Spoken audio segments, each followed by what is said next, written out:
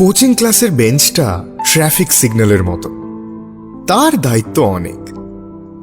এই যে 5টা রাস্তা মিশছে আবার চলে যাচ্ছে নিজের মতো, তাদের মানিয়ে গুছিয়ে নিতে হবে তো নাকি? এই যে একদল নতুন ব্যাগ এলো অঙ্কের ব্যাচে, পিপল ইউ মে নো কিংবা একেবারে আননোন হয়ে, তাদের বসাতে হবে তো পাশাপাশি। তারপর সিগন্যাল ইয়েলো হলেই বকবক শুরু। হাই, আমি পাবলো। ও হাই, আমি রণ। ফেলুদার ফ্যান, রাইট? হ্যাঁ, কিন্তু বুঝলি কি করে? ওই যে টি শার্ট, আমিও। আসলে আমার কি মনে হয় জানিস, বাংলায় গোয়েন্দা নিয়ে সত্যজিতের পরে ব্যাস, এবার গাড়ি ছুটবে নিশ্চিন্তে, নো লালবাতি। এদিকে সামনে স্যার তখন ত্রিকোণমিতির হিসেব শেখাচ্ছেন।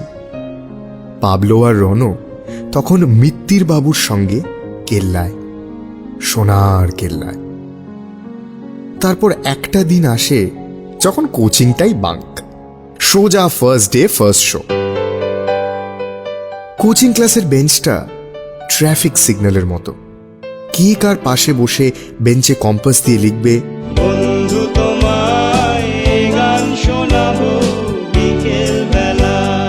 সেসব হিসেব করা থাকে লাল হলুদ সবুজ বাতিতে। তারপর স্যার আজ পরীক্ষা নেবেন, ফার্স্ট বেঞ্চের কোণা থেকে লাস্ট বেঞ্চ অবধি যাতে স্মুথলি আনসার শিটটা পৌঁছে যায়, কোনো রকম কনজেশন ছাড়াই, মাঝপথে যেন হারিয়ে না যায় সেটাও তো খেয়াল রাখতে হবে। তারপর একদিন ব্যাগগুলো বড় হয়ে যায়, 80% নিয়ে আলোচনা করে শ্যামলদার কোচিংয়ের বাইরে। এরপর কোথায় ভর্তি, দেখা সাক্ষাৎ কমে যাবে হয়তো, সেসব নিয়ে চলে বন্ধু যাপন।